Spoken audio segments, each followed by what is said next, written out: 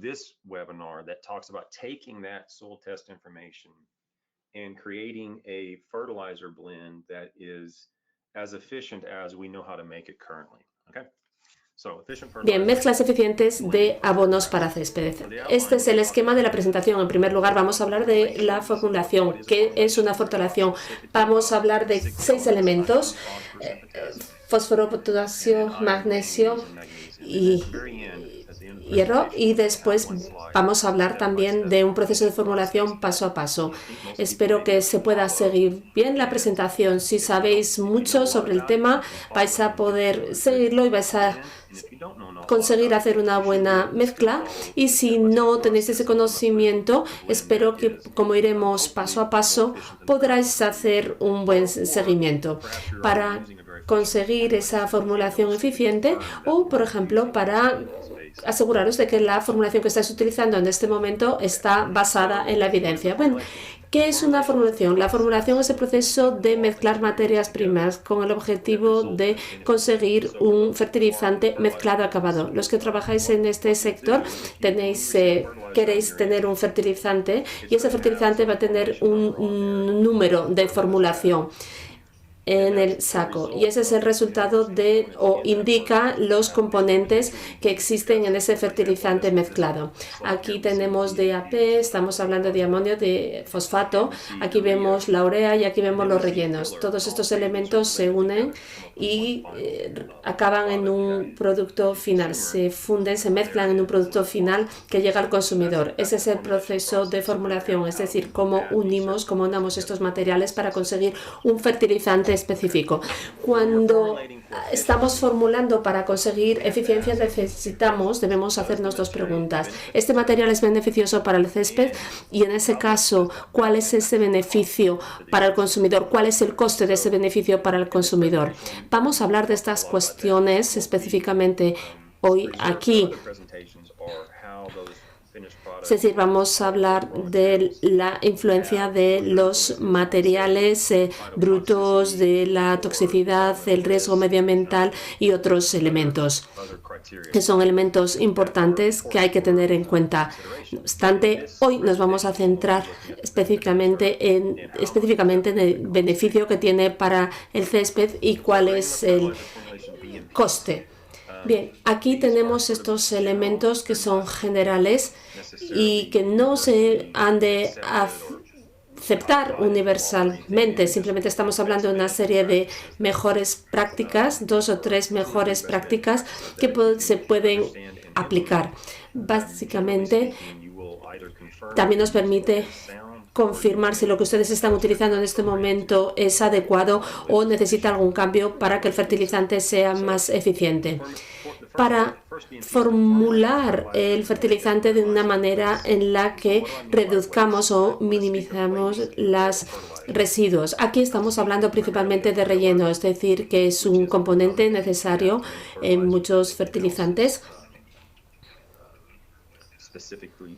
para satisfacer la demanda del consumidor. También los residuos pueden ser cualquier elemento que no sea beneficioso en términos de la respuesta del césped.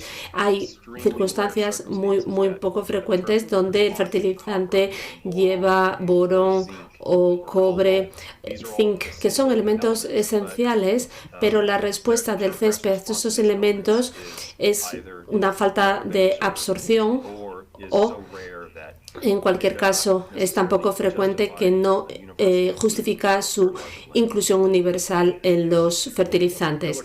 También podemos estar hablando de un magnesio, manganeso, hierro, fósforo o potasio innecesario, es decir, una mayor cantidad que la que utiliza el césped. Lo mismo con un exceso de cualquiera de estos elementos. Y también cuando hablamos de residuos, también nos podemos estar refiriendo a cualquier forma, cualquier elemento que no es ni será soluble dentro del ciclo vegetativo. Es decir, aquí estamos hablando de las óxidos de los elementos. Por ejemplo, podemos estar utilizando sulfato de hierro, que es soluble, pero que se va a convertir inmediatamente en óxido de hierro. Es decir, lo mismo podemos decir de los óxidos de magnesio, magnesio. Es decir, no van a estar disponibles para que la planta los consuma durante el ciclo vegetativo. Quiere decir que a la postre no van a provocar la respuesta del césped. También vamos a hablar del equilibrio de la relación entre el nitrógeno y el potasio, o entre el nitrógeno, el potasio y el fósforo. Es decir, cuál es la relación adecuada de estos elementos cuando se mezclan en un fertilizante. Bien, vamos a hablar de estos elementos: nitrógeno, fósforo, potasio, hierro, magnesio y manganeso. Si estáis interesados en otros elementos, podemos hablarlos. Pero digamos que en condiciones normales, podemos también tener otros elementos, por ejemplo, para ajustar pH, pero por ejemplo, con la excepción de la caliza, como digo, para equilibrar el nivel de pH, normalmente estos son los elementos que aparecen en los fertilizantes. Pero como digo, si queréis hablar de otro elemento, podemos hacerlo.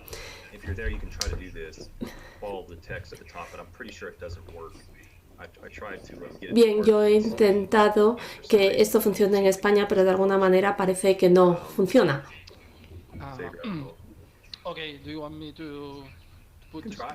Bueno, yo lo puedo intentar.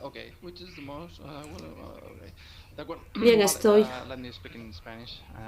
Lo que vamos a hacer ahora es una pregunta, ¿vale? O sea, es una encuesta, ¿vale? Que la iniciamos, ¿de acuerdo? Pues ya podéis ver en la pantalla que sale cuál es la materia prima más utilizada en fertilizantes y ordenadores en los campos de golf, ¿vale? Pues vosotros, cada uno en su pantalla, puede escoger la opción que considere, ¿vale? Y entonces lo que hacemos, pues es una forma un poquito más, que da un poco más de interactividad al asunto, ¿de acuerdo? Vale, bueno, de momento he votado. You cannot see the poll because I don't exactly why, because aquí tenemos urea recubierta de azufre, urea recubierta de fósforo, o de polímero, o relleno. Right now, de momento el 31% votado, nos esperamos un poquito más y a ver si vota mínimo 50%, que sea un resultado válido. There's only 2 of these, so this one and one more shouldn't be too much. Okay, I'm waiting because just 30% of attendees have voted. So let's wait just for a while.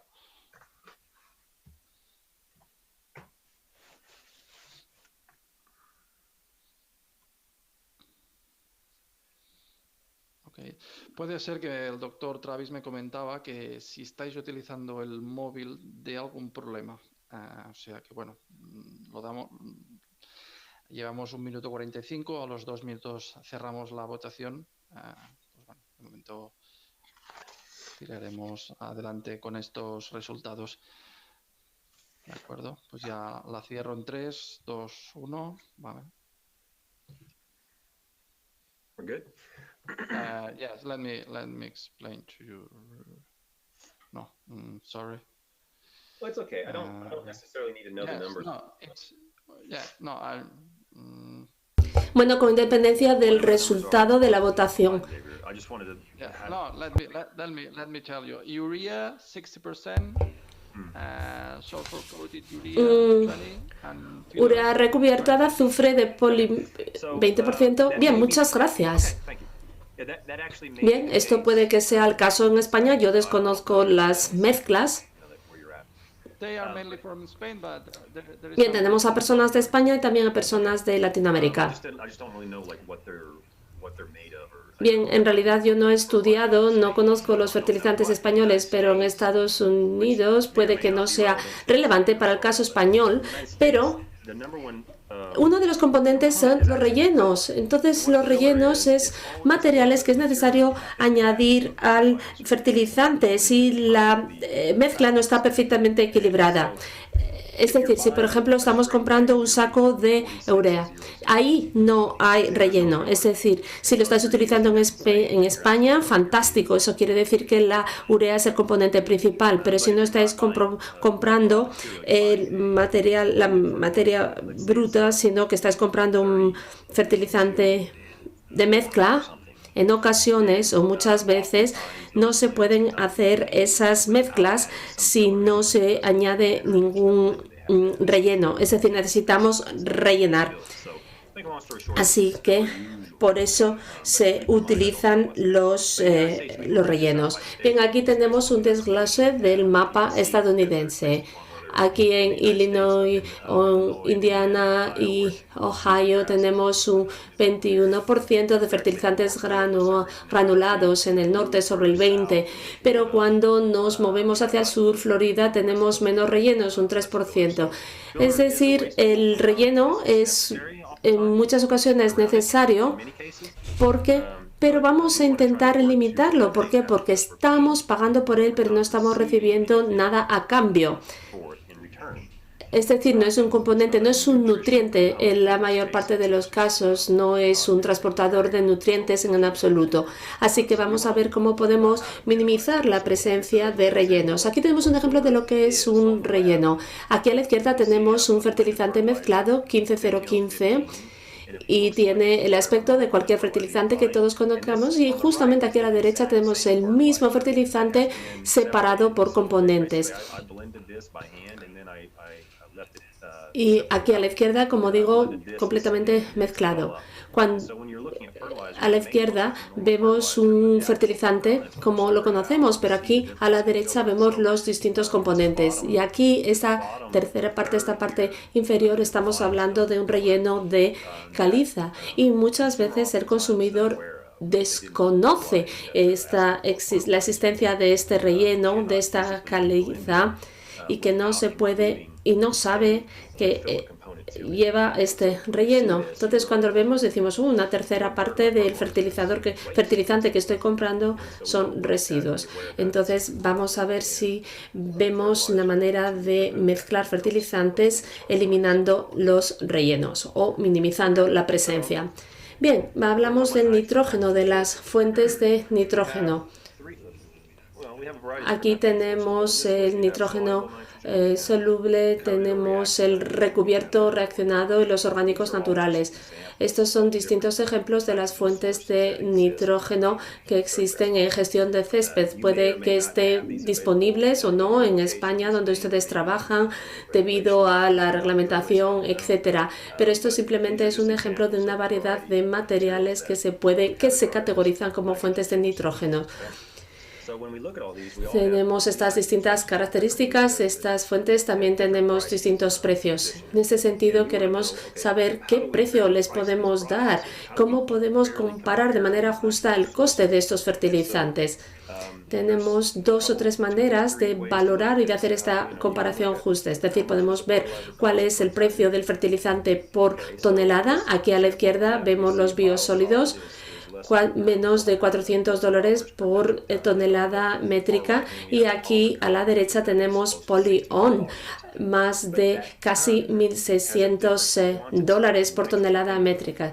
Aquí, como digo, en ocasiones estamos comprando fertilizantes, estamos en nitrógenos, es decir, podemos mirar el precio por unidad de nitrógeno. Aquí vemos los elementos orgánicos naturales, que aquí en la parte izquierda, el biosólido, la miloganita, aparecen en la parte izquierda, son la parte más barata, pero en la parte derecha, por unidad de nitrógeno, vemos que son las más caros. Y aquí la urea ocupa otro lugar en el gráfico.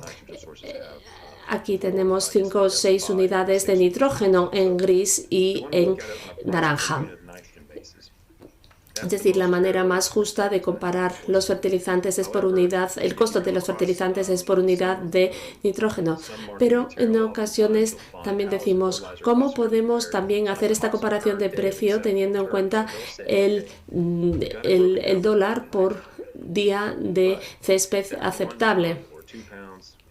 Por ejemplo, en España, 49 kilos por acre. Este kilo de nitrógenos puede durar más que otro kilo de nitrógeno.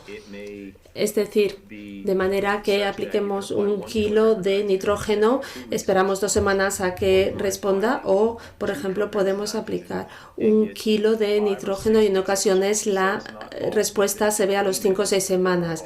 Es decir, que no siempre podemos hablar de 1 kilo de nitrógeno, tenemos que saber cuánto va a durar ese nitrógeno.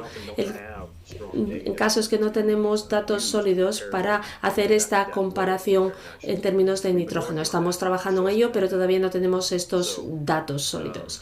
Bien, pasamos a la siguiente diapositiva. Lo que sí tenemos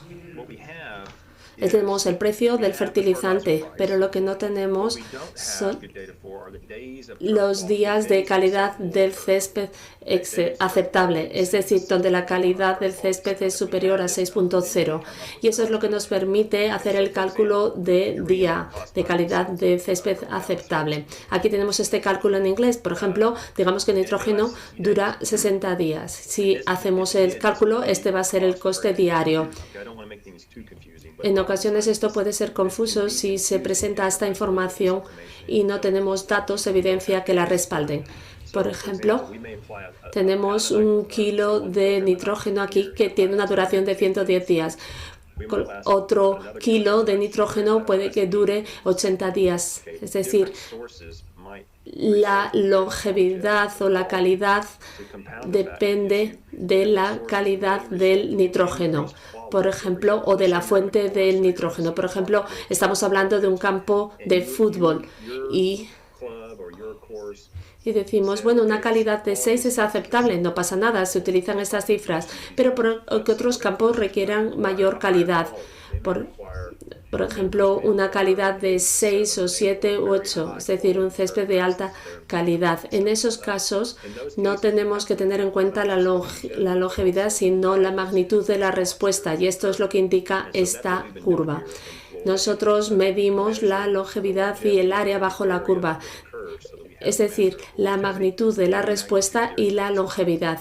Utilizamos estas cifras y a partir de ahí calculamos el precio del nitrógeno y también el coste por respuesta y por día. Aquí tenemos una aplicación de nitrógeno donde vemos cómo se suben las curvas, cómo bajan. Y lo que hacemos, una vez que la curva pasa por encima de esta línea mínima, empezamos a contar días y luego cuando baja la curva dejamos de contar los días. A partir de ahí nosotros aplicamos otra ronda de nitrógeno y hacemos lo mismo, contamos y aplicamos una tercera ronda. Así que aquí tenemos la cantidad anual de días y de respuesta, bien sea urea o sulfato de amonio o biosólidos, etc. La respuesta del césped a distintas fuentes de nitrógeno. Aquí tenemos una serie de cifras. Nosotros hemos realizado estos cálculos. Durante mucho tiempo no tuvimos cifras, no teníamos estos cálculos, pero por lo menos ahora tenemos algo. Hemos hecho esta ecuación y tenemos aquí un equilibrio. Hemos podido valorar el coste real. En cuanto a la longevidad, esta es una zona parecida a Sevilla y esto es Fort Lauderdale, que es un clima más tropical. Fort Lauderdale es parecido al Cairo, por ejemplo, o el norte de África. Aquí, este primer gráfico nos encontramos con unas condiciones, unas características similares a las que tendríais aquí en Sevilla. Aquí vemos las distintas fuentes de nitrógenos y todos ellos resultaron en una buena calidad del césped, con independencia de la fuente de nitrógeno. En esta ubicación nos encontramos con la misma respuesta. Cuando nos fijamos en longevidad como una función de la magnitud de la respuesta, es decir, la zona por debajo de la curva, nos encontramos con una diferencia. tenemos aquí una mayor duration que con la urea pura.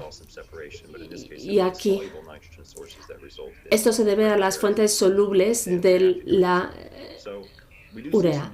Es decir, nos encontramos con diferencias cuando hablamos de la magnitud de la respuesta, pero no de la longevidad. Entonces, ¿cómo podemos determinar o establecer cuál es el costo aceptable por día de césped? Yo no sé lo que va a pasar en el norte de España, en Barcelona o en Sevilla. No conozco todas y cada una de las distintas condiciones. Es decir, si esta longevidad o este área bajo la curva va a ser similar. No obstante, tengo un poquito de catarro. A partir de ahora es lo que tenemos que hacer hasta que se realicen estos distintos estudios en los distintos entornos. Lo que podemos hacer es confiar en la evidencia que tenemos hasta la fecha. Es decir, cuando ahora valoramos el coste por día de césped aceptable, aquí estamos hablando de 49 kilos de nitrógeno por hectárea. Aquí tenemos la fuente soluble y cuando hacemos este cálculo para 98 kilos, nos encontramos con los mismos resultados, con independencia del nitrógeno, la urea y XCU ofrecen los mismos resultados. Probablemente esto no sea análogo a la situación en España. Cuando vemos una situación más parecida a la española, nos encontramos con el mismo resultado. Urea es la fuente soluble más barata y XCU también es la fuente más barata. Y también el sulfato de amonio. Es decir, estos dos elementos, estas dos fuentes son las más económicas, las más baratas, incluso cuando estamos hablando de 98 kilos de nitrógeno. Es decir, cuando estamos hablando de eficiencia, el coste del efecto, con independencia de cómo lo miramos, la pregunta es si es coste por libra o por día de respuesta. Urea sigue siendo la fuente de nitrógeno más barata, así como XCU. Hasta que tengamos otra evidencia, vamos a seguir hablando de estas fuentes sabiendo que otras fuentes de nitrógeno también van a ser aceptables, pero simplemente nos va a llevar más dinero conseguirlas y también van a tener beneficios adicionales. Por ejemplo, orgánicos naturales van a tener otros potenciales que no pueden tener urea o XCU, pero se pagará por ese beneficio. Es decir, no vamos a tener el mismo precio que si utilizamos urea o XCU. Es decir, cuando vemos el precio de compra frente al coste en base a la respuesta del césped, esto es por lo que pagamos. Aquí tenemos el incremento de urea. Es decir, esta es la mayor magnitud en términos de coste comparado con la urea. Si, por ejemplo, el material tenía menos urea, vemos que esta columna es inferior a 1. Es decir, cuando compramos directamente los compuestos, el precio por kilo de nitrógeno, vemos que el XCU es 1,5 puntos más cara que la urea. Y aquí la amilogarnita es 6,5 veces más cara que la urea. Cuando incluimos el coste por la respuesta diaria, no vemos un gran cambio. Y cuando incluimos el coste del área bajo la curva, en la respuesta en magnitud no vemos ninguna reducción. Todo lo contrario, vemos un incremento en esta ubicación, en este entorno determinado. Es decir, es importante tener esto en cuenta.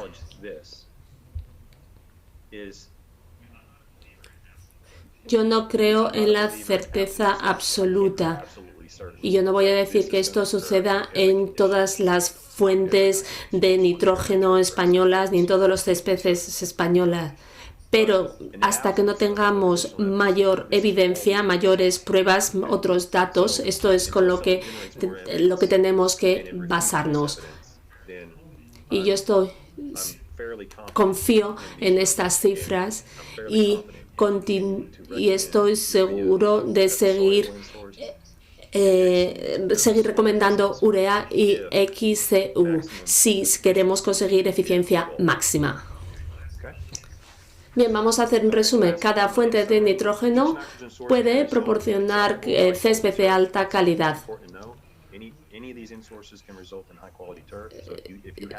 Si les gusta una fuente de nitrógeno durante hace años, no pasa nada, sigan utilizándolo. Probablemente estén pagando más por esa fuente de nitrógeno frente a la urea y al SCU. Hay otras fuentes que también son valiosas por el bajo potencial de quemado, por otras características, pero también tienen un coste, son más caros que la urea o el SCU.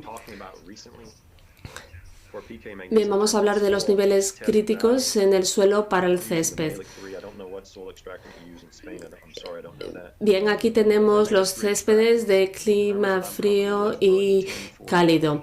Aquí tenemos magnesio 20 ppm, potasio 40 ppm y fósforo 10 mm. De acuerdo con la literatura, esto ha sido publicado en la literatura para los céspedes de temporada estival y para los céspedes de temporada fría. No sé si exactamente esto se podría aplicar a los céspedes en España, pero bueno, considero que son buenas cifras de partida y a partir de ahí ajustar el fósforo, el potasio y el magnesio en función de la respuesta obtenida. Aquí nos encontramos con niveles mínimos para el análisis del suelo. En Reino Unido se utilizan 10, 40, 20 y otros países utilizan 21, 37, 47. Y el fósforo de 7. Y creo que en ocasiones también utilizan calcio. Y si el resultado es una mayor eficiencia en función de los nutrientes aplicados comparado con la situación actual, utilícelo. En ocasiones las interpretaciones actuales pueden estar basadas en otros elementos. Es decir, hasta la fecha esta es la evidencia que habíamos tenido. Si MLSN lo utilizan y ustedes ven que utilizan menos nutrientes y una calidad de césped mejor, el fin justifica los medios. ¿Por qué? Porque el resultado final es una mayor eficiencia, pero a nivel científico, estos valores que tenemos aquí en la parte izquierda, que son muy parecidos a las de MLSN, han sido documentados, han sido publicados científicamente. Tampoco tenemos que confiar en ellos 100%, pero bueno, en cualquier caso son las cifras que tenemos y las cifras que utilizamos, como digo, hasta que tengamos otros datos. Es lo mejor que tenemos hasta el momento, hasta la fecha. Yo utilizo estas cifras, la de la izquierda, para el usuario final. El usuario final puede utilizar lo que quiera en tanto en cuanto obtenga y tengamos eficiencia en términos de presupuesto y de nutrientes. Como digo, todos los enfoques son válidos en tanto en cuanto se consiga el fin deseado. Aquí tenemos una publicación del 2012 con una utilización de fósforo de 10 ppm. Fue una publicación sobre bentgrass. Aquí utilizaron distintos niveles de fósforos y si nos fijamos en estos gráficos, vemos que la calidad máxima del césped está en 10 o por debajo de 10. Es decir, podemos seguir aplicando fósforo más y más, pero no vamos a ver un incremento de calidad.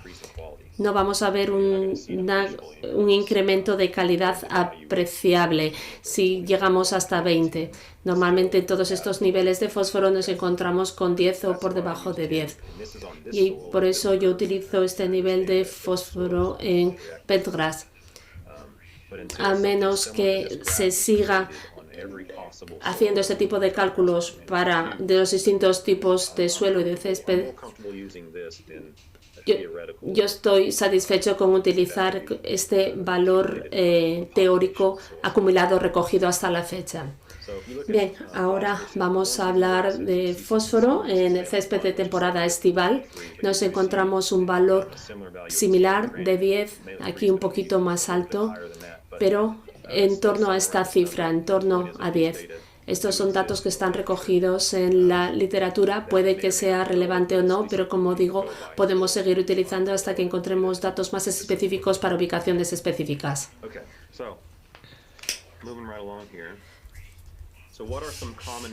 Bien, ¿cuáles son los valores más comunes utilizados de fósforo, potasio y magnesio? Con independencia del estado del que estemos hablando, el único nutriente que encontramos por debajo de la recomendación de Reino Unido y las recomendaciones de MSLN fue el potasio en estos 4 estados.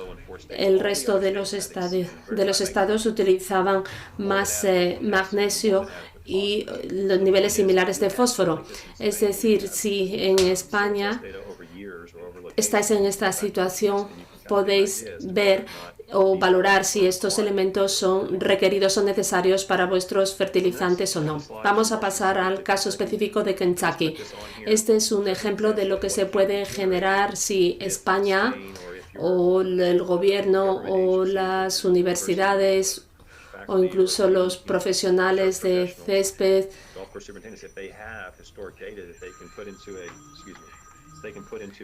se pueden crear mapas de este estilo con las bases de datos. Y dices, bueno, vale, pues yo aquí en esta zona no voy a aplicar fósforo, pero si por ejemplo mi campo de golf está aquí, bueno, por ejemplo aquí cerca de Barcelona, no necesito, por ejemplo, aplicar fósforo, pongamos por ejemplo, pero en Sevilla o puede que tengamos poco nivel de fósforo en el suelo, así que en este caso es necesario tener en cuenta mayor aplicación de fósforo.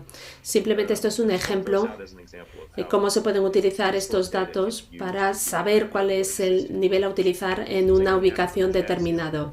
Lo mismo con el potasio. Por ejemplo, no hay potasio en Kentucky.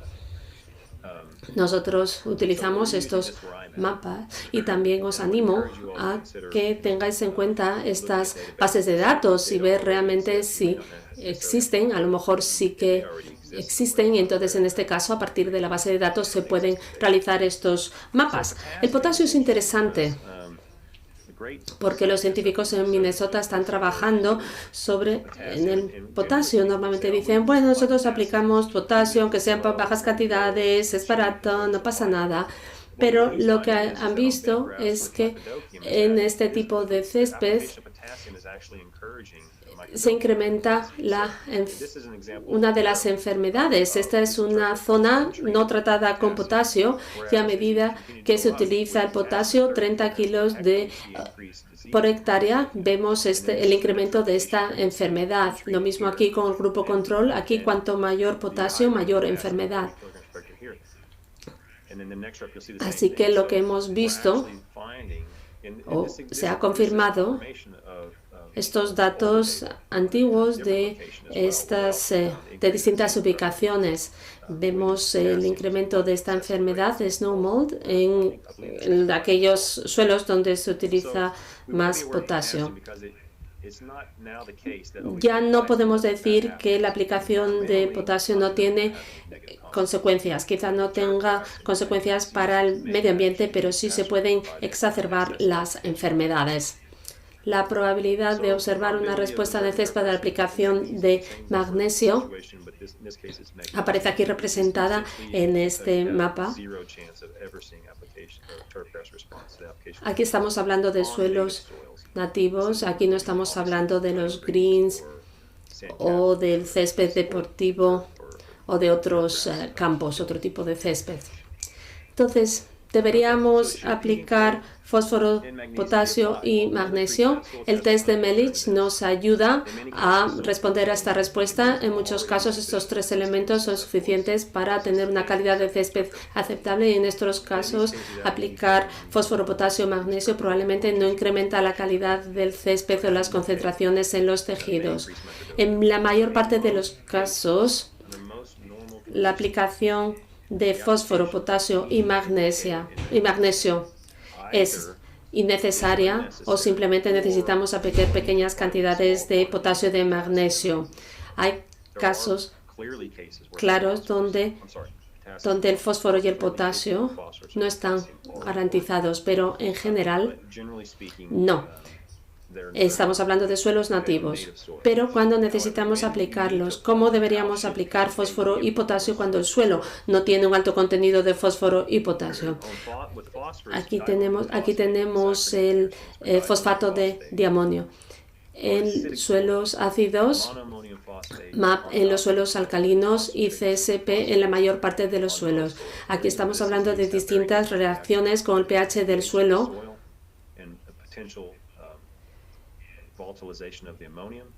También afecta al amonio y también una aglutinante con el calcio. DAP y CSP son habitualmente las formas más económicas y los céspedes responden bien a estas formas más solubles. Yo recomendaría utilizar DAP y CSP en términos de eficiencia. En cuanto a potasio, generalmente el potasio soluble es insignificante.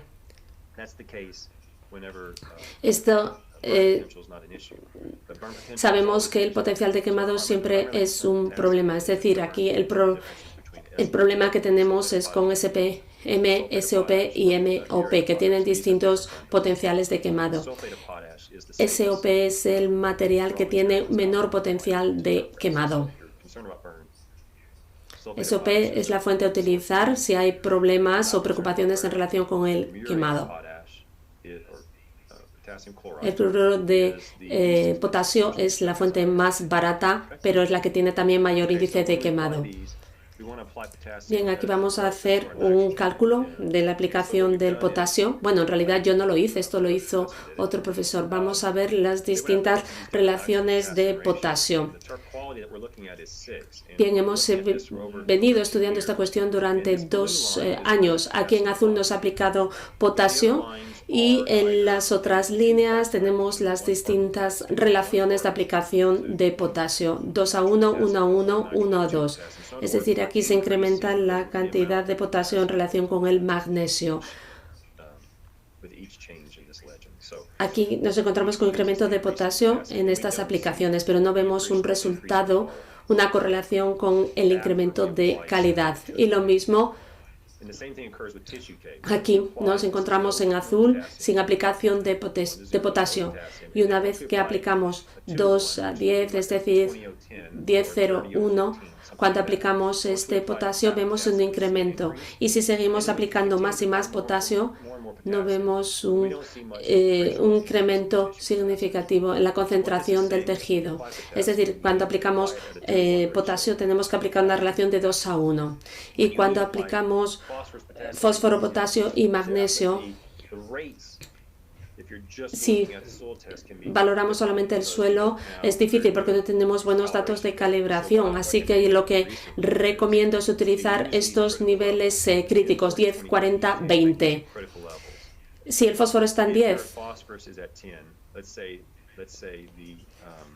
tenemos el nivel Mechlich 3. En este caso tenemos que aplicar nada o muy poco fósforo. No quiere decir que no se aplique 0 fósforo. Se puede aplicar fósforo, pero no mucho. Lo mismo con el potasio. Aquí el potasio sería 40. Si tenemos 40, no hay que aplicar ninguno. Y lo mismo con el magnesio. Nada o un poco. Y a medida que los niveles del suelo se van más hacia la izquierda, tenemos que incrementar la cantidad de fósforo, potasio y magnesio. Es decir, cuanto tenemos menor nivel de calidad en el suelo, más tenemos que aplicar de fósforo, potasio y magnesio. Es decir, una vez que pasamos estos niveles críticos, no tenemos que aplicar casi ninguna cantidad de estos elementos. Es decir, 15 ppm de fósforo, si queremos mantenerlo, bueno, podemos aplicar un poquito, pero muy poquito, hasta que tengamos cifras de calibración y sepamos exactamente qué es lo que tenemos que hacer para los suelos. Recomiendo aplicar estas cantidades hasta obtener respuesta. Yo no estoy seguro para hacer ninguna recomendación, ninguna cantidad determinada fuera de estas. Yo creo que esta filosofía o este enfoque tiene sentido. Bien, ahora vamos a hablar de hierro. Voy a saltarme alguna de las diapositivas, no todas ellas son necesarias. En cuanto a hierro, el hierro es un elemento importante. Cuando vemos la solubilidad del hierro en los suelos, vemos que el hierro está presente en los fertilizantes granulados en Estados Unidos. Lo que vemos es que el hierro se convierte en insoluble rápidamente. Estos son los suelos de estos 10 estados distintos, 11 estados distintos estadounidenses. Con independencia del suelo, vemos que el hierro se vuelve insoluble una hora después de la aplicación. Vemos distintas fuentes, óxidos, y es por supuesto insoluble. Glucoheptonato, sulfato, muy frecuente en los fertilizantes granulados. Una vez que llegan al suelo, se oxidan muy rápido y forman óxido de hierro. Estos quelantes no están permitidos en Estados Unidos, en muchos estados. EDTA, DTPA, EDDA, que incrementa la solubilidad del suelo, pero desafortunadamente su utilización no está permitida. No sé si están permitidos en España o no. IDHA es un quelante orgánico. Está disponible, se fabrica en norte de Europa. Es un quelante orgánico y el citrato tiene muy poca solubilidad. Una hora de aplicación, o sea, no aparece apenas hierro y a los 21 días menos. Es decir, el mensaje aquí es que el fertilizante granulado, a menos que esté quelatado, no tiene utilidad, no tiene básicamente utilidad. Los datos que estamos recogiendo, que estamos viendo, confirman el mismo mensaje, la misma afirmación. Las fuentes de fertilizante granulado han de ser quelatadas o si no, no deberían utilizarse. ¿Qué es lo que pasa cuando se aplican? Vemos estas manchas.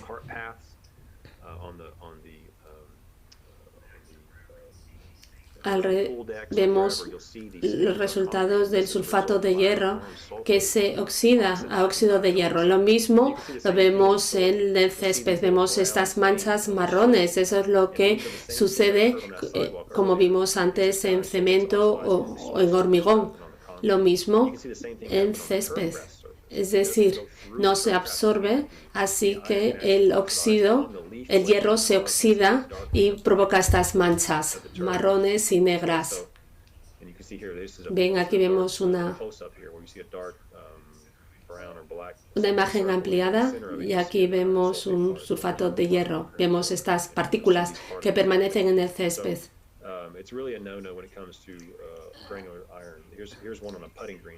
Aquí, una vez más, vemos sulfato de hierro granulado y también sulfato de hierro foliar. Vemos los resultados. Y aquí no se ha aplicado nada de hierro. Estos son los resultados de la oxidación del hierro. Este es aquí una aplicación de hierro granular foliar. Estos rectángulos son las zonas donde se aplicó el hierro granular o donde no se aplicó. Aquí vemos una respuesta aceptable Pero cuando aplicamos el granular, no vemos la misma respuesta en absoluto. Y esto debido a la oxidación del hierro. Es decir, si uno decide utilizar hierro, bien, estupendo, pero no aplicas hierro granular, sino foliar. Y yo recomiendo no utilizar más de 6 kilos de hierro por hectárea, porque si no se incrementa el potencial de quemado cuando utilizamos más de 6 kilos. Ahora vamos a hablar del magnesio. Es más fácil, se oxida a la hora, a las 4 horas. Aquí vemos un poquito de oxidación inicial, para nada comparable con hierro. Y aquí nos encontramos con la solubilidad de magnesio a las 3 semanas. Se oxida con el tiempo, pero esta cantidad de hierro. Y ahora vamos a ver la prueba con control. Esta parte no está tratada y aquí está tratada con sulfato de manganeso. Magnesio.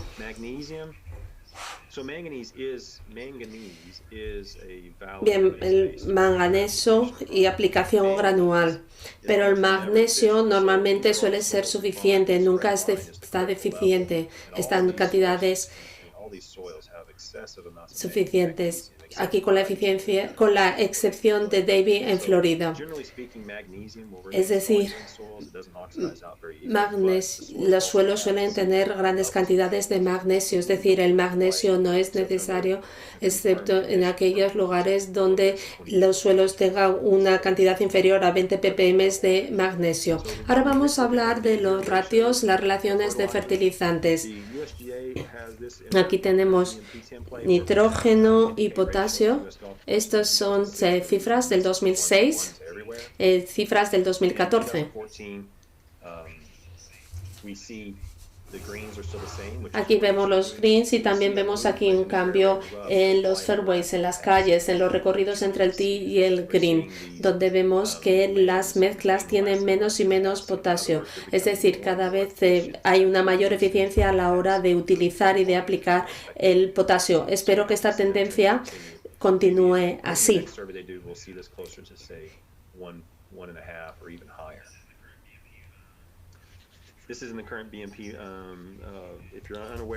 Ese es el modelo de buenas prácticas para el manejo, son el modelo de la GCSAA. Aquí tenemos la interpretación de las relaciones de aplicación. Básicamente lo que dice 2:1 de potasio y de nitrógeno, pero también se habla de la inclusión del fósforo. Cuando se incluye fósforo se recomienda una relación de 8:1:4 NPK. Para los greens nos encontramos una relación de 4:1:4 o algo así, o 8:1:8 o algo así. Bueno, yo recomiendo 3:1:3. Suelos nativos, 8:1:4, relación cuando las condiciones del suelo, cuando se necesita fósforo y potasio, cuando se indica que se necesita fósforo y potasio. Hay que incluir el fósforo y el potasio con el nitrógeno. En los greens vemos que se utiliza potasio o se necesita menos potasio. Y yo recomiendo poco o nada de fósforo y de potasio.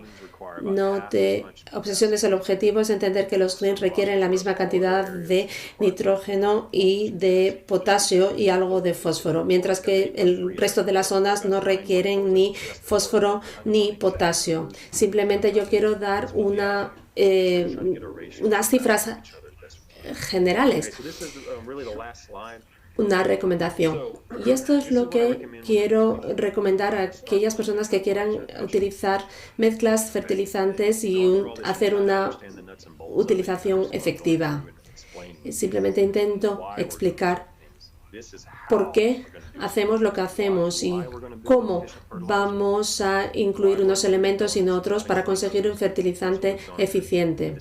Es decir, cómo a partir de esta información podemos crear un fertilizante eficiente. En primer lugar, empecemos con urea.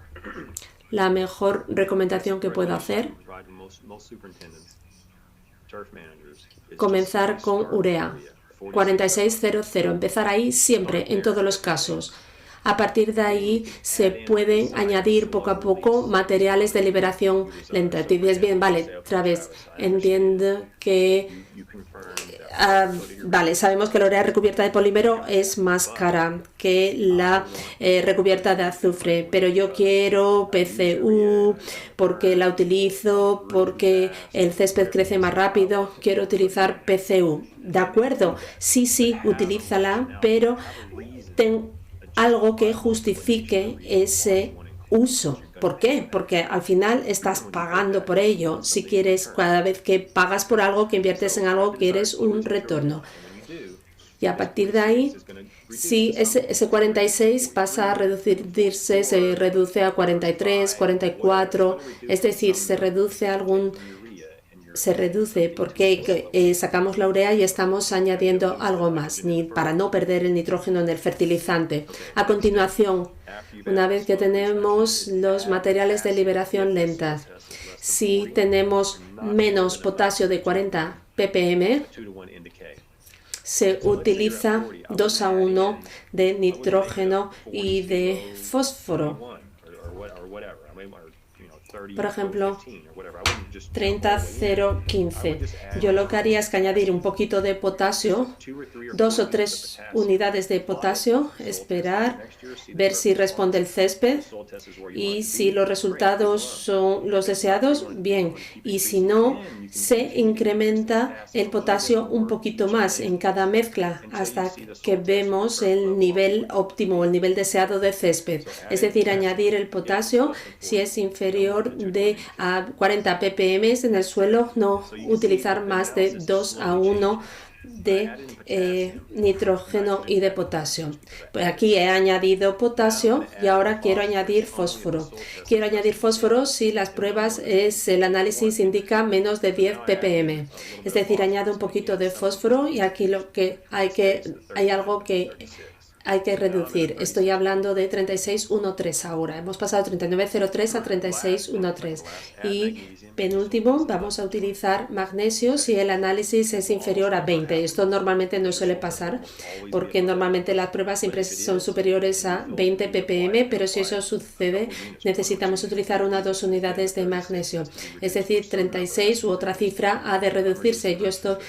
Ahora estamos hablando de 34 de magnesio. Y después, en última instancia, si lo deseamos, añadimos manganeso.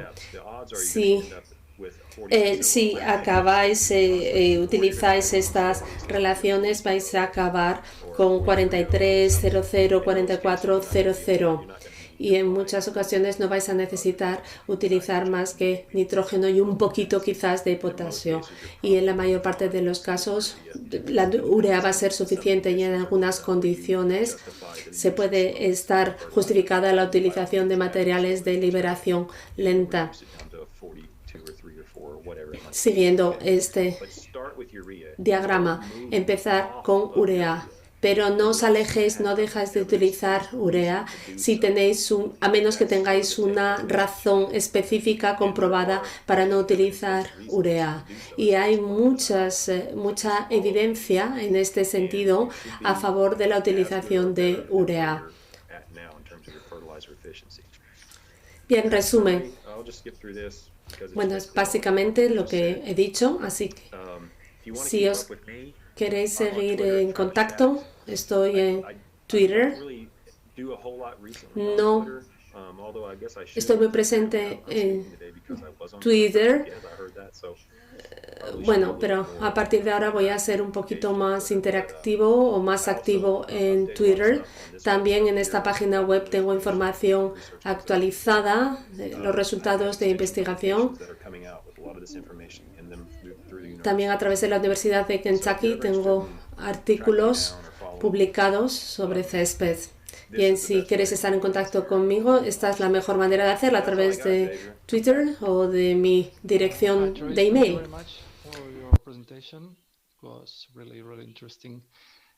Muchísimas gracias por tu presentación, ha sido muy interesante. Paso al español para hacer unas indicaciones. La presentación del doctor Travis Shaddocks. Como sabéis, si queréis introducir las preguntas, o las podéis hacerlo de dos maneras, o introducirlas en el cuestionario, en el apartado de preguntas, o si estáis animados, os abro el micro y podéis hablar directamente con él. ¿De acuerdo? Travis, there are a couple of questions. Travis, tenemos un par de preguntas. The first one is, La pregunta es, sin tener cuestiones económicas en cuenta, ¿por qué los análisis del suelo se siguen haciendo teniendo en cuenta las guías, las pautas tradicionales? Bueno, ¿me repites la pregunta, por favor? Bueno, te voy a leer la pregunta. Teniendo en cuenta no teniendo en cuenta cuestiones económicas, ¿por qué el análisis de los suelos se sigue haciendo teniendo en cuenta las guías tradicionales para fertilizantes? Sí, ¿por qué se siguen analizando los suelos con las guías tradicionales? Bien, lo voy a explicar. ¿Por qué las guías tradicionales se siguen utilizando para el análisis de suelos? Teniendo en cuenta esta evidencia científica que nos indica que necesitamos menos nutrientes para conseguir una calidad de césped.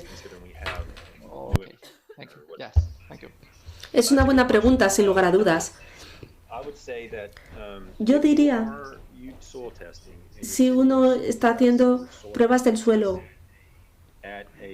y esas pruebas se envían a una institución académica, yo no sé cuál es la situación en España, y me disculpo por no hacer seguimiento de los análisis de suelo en España, pero como digo, si es una institución académica la que está haciendo el análisis del suelo, las pruebas de suelo, en estos casos, estos laboratorios pueden utilizar estos valores, estos valores tradicionales. En realidad no sé los que utilizan, pero si utilizamos laboratorios externos, o, por ejemplo, bueno, pues laboratorios o empresas independientes, en realidad es que no sé de dónde utilizan o qué interpretación hacen o qué guías utilizan en los análisis. En realidad yo no sé de dónde proceden estas cifras. Yo no sé quién está estableciendo estas guías, desarrollando estas guías. Y en realidad somos pocos. Las instituciones académicas, el profesorado, deberían estar utilizando o deberían estar introduciendo o estableciendo valores. ¿Y por qué no los utilizamos? Pues no lo sé. Esto es lo mejor que os puedo explicar. Estos valores los hemos venido utilizando durante años y se están utilizando en este momento. No estaban equivocados, sino que simplemente era la mejor evidencia que teníamos hasta la fecha. ¿Por qué? En comparación con la agricultura, el césped recibe muy poca financiación.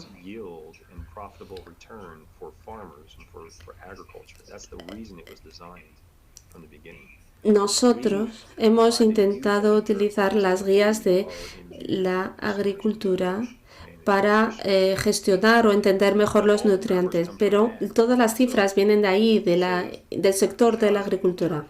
El césped o la industria del césped ha decidido utilizar estas cifras de agricultura, pero no digo que estén equivocadas, pero simplemente utilizamos la mejor evidencia disponible en aquel entonces.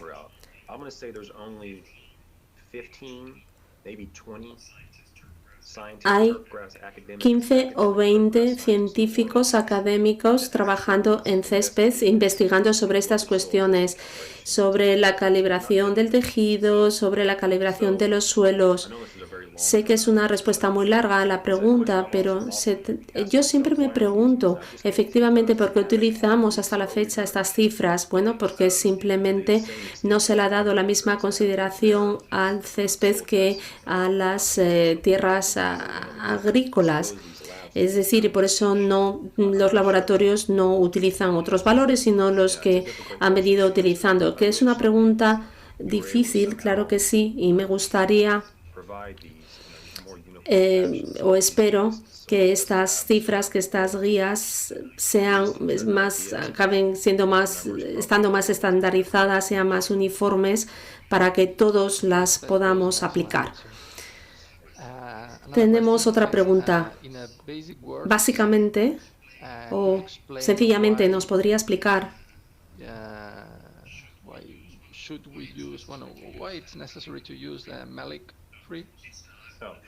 por qué tenemos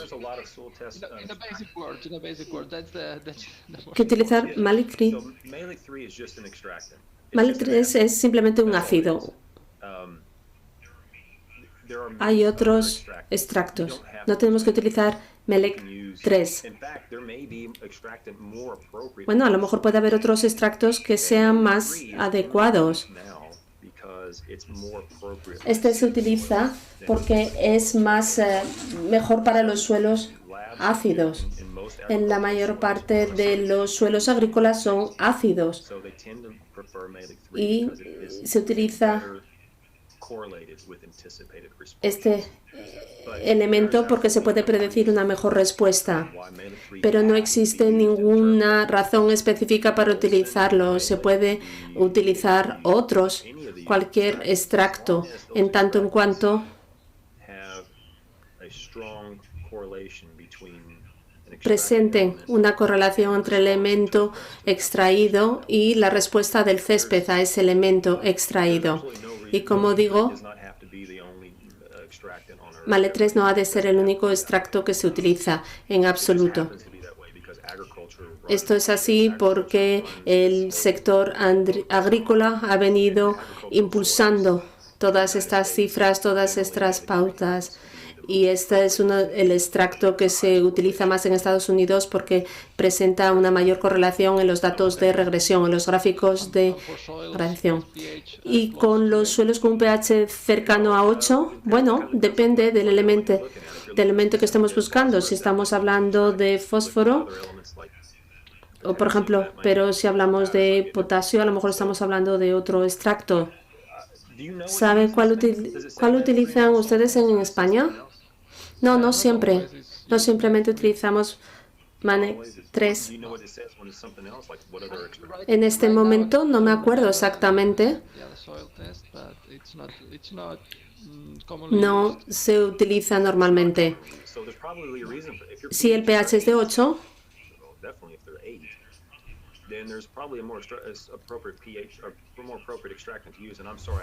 el extracto más recomendable, es que no me acuerdo cuál es, pero a lo mejor es el que ya están utilizando por ese pH tan alto y probablemente sí que estén utilizando el extracto adecuado para esos suelos con pH 8.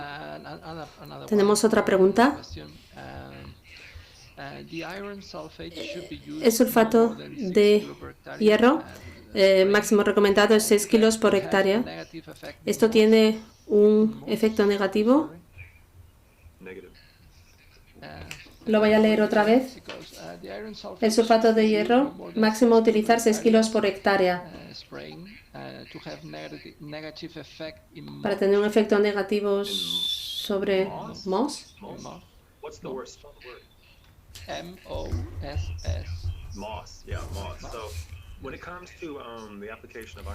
Cuando estamos hablando de la aplicación de sulfato de hierro para controlar el musgo, bueno, yo no soy especialista, pero normalmente se suele hacer para suprimir enfermedades, para suprimir o eliminar musgo. Bueno, tendría que saber un poquito más, pero desafortunadamente no lo sé. Hay personas especialistas en estas cuestiones. Yo diría 6 kilos. 6 kilos de sulfato de hierro por hectárea. Esta cifra está basada en la probabilidad de una respuesta tóxica a hierro. Es decir, si aplicamos, digamos, 20 kilos por hectárea, probablemente nos encontremos con un oscurecimiento del césped como resultado del quemado. Si aplicamos 6 kilos por hectárea, tenemos menor riesgo de quemado. o incluso a esa tasa, el riesgo de quemado suele estar ahí en el césped húmedo, por ejemplo, por la mañana cuando hay rocío. Si se aplican esos 6 kilos, vamos a encontrar con que la punta o el extremo del césped va a estar un poquito oscurecido.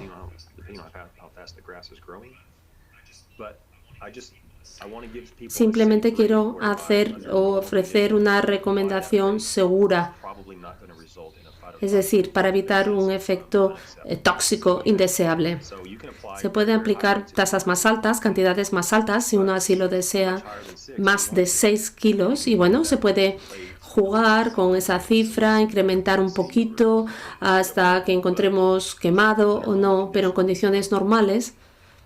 Bueno, yo no sé si uno experimenta tanto, si quiere correr ese riesgo. Simplemente yo quiero ofrecer esa cifra, recomendar esa cifra para no correr riesgos. Hay alguien que está especializado en sulfato de hierro y supresión de enfermedades. No me acuerdo del nombre del autor o de la autora, pero en cualquier caso esa información está publicada, está disponible.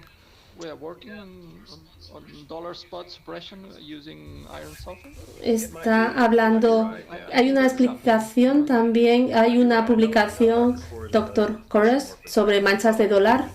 Sí, creo que sí, pero no estoy 100% segura de si es él quien tiene esa publicación. Dr. Travis, esa ha sido la última pregunta. Ha sido un placer tenerle con nosotros en Campus del Césped. Gracias de nuevo.